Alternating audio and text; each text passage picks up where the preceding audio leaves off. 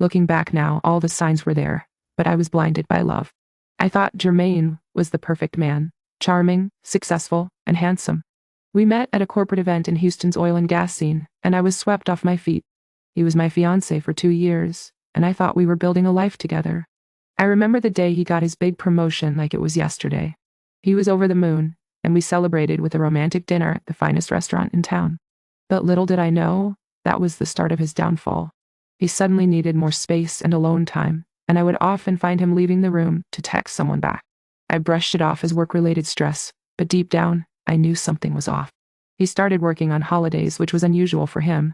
I would ask him about it, and he would just shrug it off, saying he needed to put in extra hours.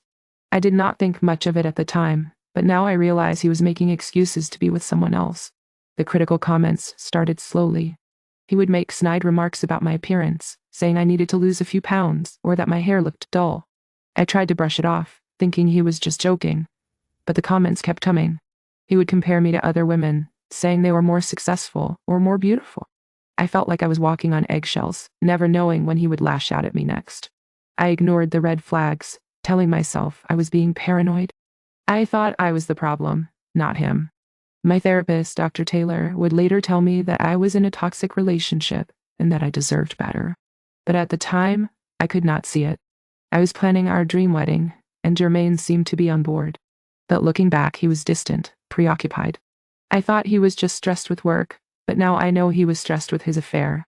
My children, bless their hearts, deserved better than to see me go through this. They would ask me why I was crying, and I would tell them Mommy was just stressed. But I knew I had to be strong for them. One day, I received a call from an unknown number. The woman on the other end claimed to be a wrong number, but there was something in her tone that did not sit right with me. I asked her who she was, and she hesitated before hanging up. That was the trigger that made me investigate.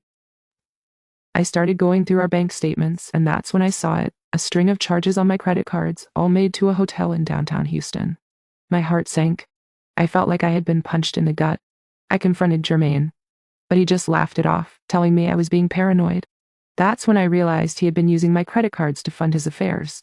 I felt a wave of nausea wash over me as I thought about all the times he had left me to go work late. The woman on the phone called me again, and this time she told me the truth. She and Jermaine had been together for over a year, long before we even started dating. I felt like my world had been turned upside down. I could not sleep that night, my mind racing with thoughts of what I had missed. I thought about all the times he had compared me to other women, all the times he had made me feel like I was not good enough.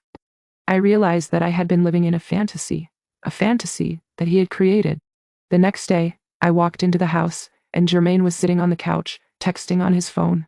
I looked at him, and for a moment, I felt a deep sadness. I thought about all the love I had given him, all the trust I had placed in him. And then, I walked away. I did not say a word. I just walked out of the house, leaving him and his lies behind. It was not easy, but I knew I had to do it. I had to take back control of my life, my finances, and my children. I had to show them that I was strong, that I deserved better. As I look back now, I realize that I was blinded by love. But I am not blind anymore. I see the truth, and I am taking back my power. I am reclaiming my life, and I am moving on. Jermaine may have broken me, but he has also made me stronger. I am not the same woman I was 2 years ago. I am scarred, but I am also healed. And I am ready to start again.